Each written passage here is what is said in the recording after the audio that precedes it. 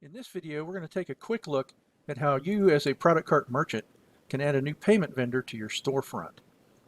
Adding new payment vendors starts under the Payments menu on your control panel main menu. You go to Payments, Add New Payment option, then it brings up this page. Now, depending on the type of payment that you want to add or payment vendor that you want to add, you have several different selections here.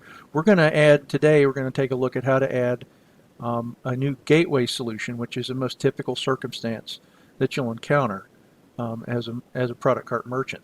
So to add a new gateway, you click here on this section of the page where it says Gateway Solutions. Then it gives you some options. The first set of options concern some different PayPal payment gateways, which are actually being phased out, and this page will be revised as soon as those have been deprecated. So the section that you actually want to look at here on the page is this down here that says Other Solutions, where you have a selection that you can make from this drop-down menu. The ones that we're most typically concerned with at ProductCart, and the one that most of our merchants work with, are either the NetSource Payment Gateway or Authorize.net. So we're going to look at enabling what you need to do to enable the NetSource Commerce Gateway, which is a pretty typical process. Most payment vendors go through the same or go through similar setup processes. When you sign up for your account, you'll get your account information in an email or a series of emails from them, depending on the payment vendor. But what you'll do here in this menu is you select the payment vendor that you want to add, and then you're going to go over here and you click the button that says Enable. And once you click the Enable button, you get the page where you can configure your account, where it asks you for different information from the payment vendor. The payment vendor will send you your username and your password for your payment account. And in this case, NetSource Commerce Gateway sends you a security key. Other vendors title it something different. Sometimes it's called a transaction key or secret password or something like that, or private key, or depending on the payment vendor, that's the information that you'll get. But it's usually three pieces of information that you're going to need. You're going to need your username and your password for your payment vendor account. Now, not for the ProductCart control panel or some other account, but for the vendor account. And again, this is information that the vendor will send you in an email or a series of email, depending on the payment vendor. And you fill in those pieces of information and then the security key. And then you want to select the type of transaction that you want to see on the store.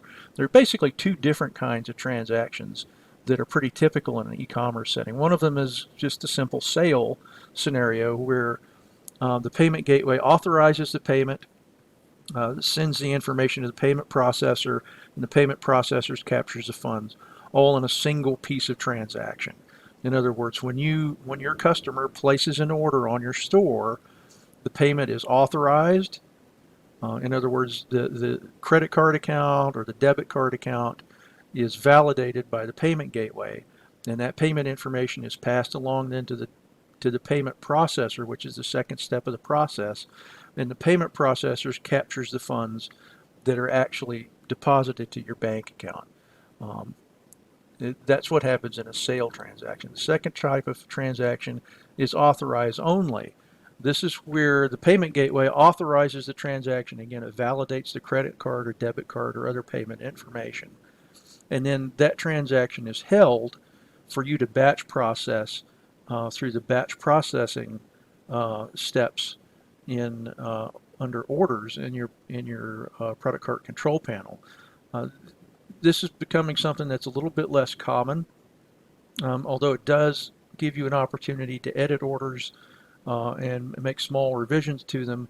Say revising, if you have a scenario where you may have to revise shipping cost or apply a shipping cost after the transaction, or excuse me, after the customer has placed their order, or it gives you an opportunity, until the end of the business day to make edits to that order. Say a customer calls up and says, oh, I want to add one more of these things to my order. You can go and do that, and within a percentile variance of the originally authorized amount, you can still go ahead and process that transaction and capture the funds at the end of the day, depending on the The variance that you get from the original authorization depends on the payment vendor.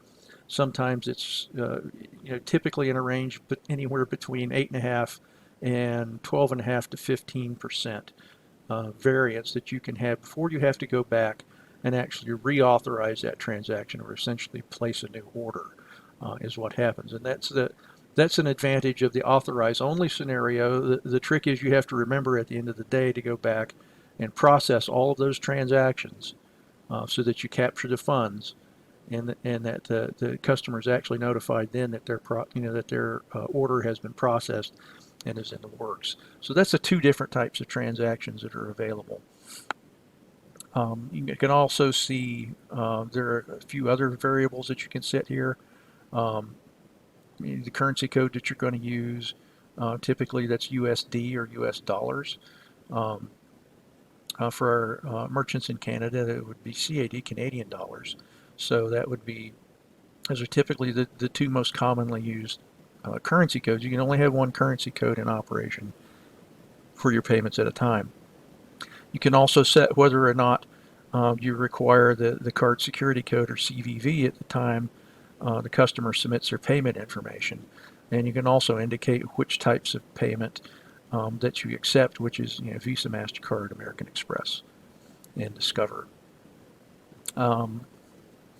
Some payment gateways, such as a NetSource payment gateway, allow you for a small additional fee from the payment vendor to actually vault credit card information.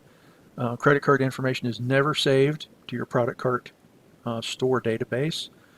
That violates a lot of different security protocols. One time, 5 or 6 years ago, we still supported capturing credit card information to process offline, or a process we called offline credit card transactions. That's no longer supported in ProductCart, and nor is any method of saving credit card information actually in the ProductCart database supported anymore. And actually, our support staff will not work on older versions of ProductCart that use offline credit card processing or store credit card information in any way until that store has been upgraded to a current version, which is 5.3 or higher, a current version which no longer contains any of that type of functionality to store credit card information. So that's not something that happens in a ProductCart store anymore. We no longer save any credit card information. Any sort of special information, if a card is vaulted or something like that, the card information is tokenized.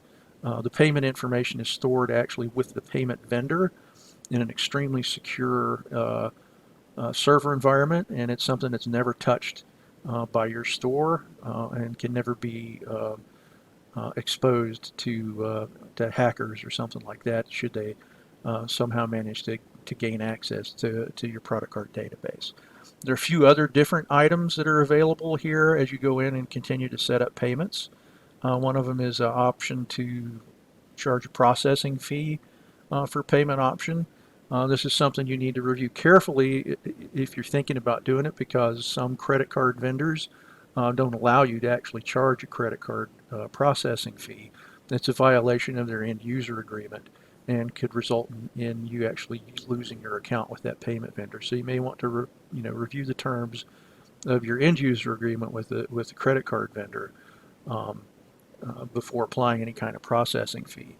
You can also change the name that is shown for the payment type. You can call it credit card, American Express, Visa, debit, whatever. But this just gives you an opportunity to give a custom name to the payment type that you're using. And then the final setting that you can look at is what the order status is that you want to have set when an order is placed. You can mark them processed automatically. If it's a sale type transaction, we recommend using that. If it is not a sale type transaction, if it's authorized only, in that case we recommend against setting processed, because indeed the order has not yet been processed if the payment has only been authorized at the payment vendor. And you can also set some different payment statuses. If you're using the authorize only, it's best to set it as authorized. If you're using transaction type of sale, you can set it to paid, or you can also set status as depending and go in and process orders individually or batch process them, and then at that time they'll be marked processed. Um, Once all of this information has been set up, you click the big blue button to add new payment method, and you're pretty much done with adding a new payment vendor to your product cart control panel.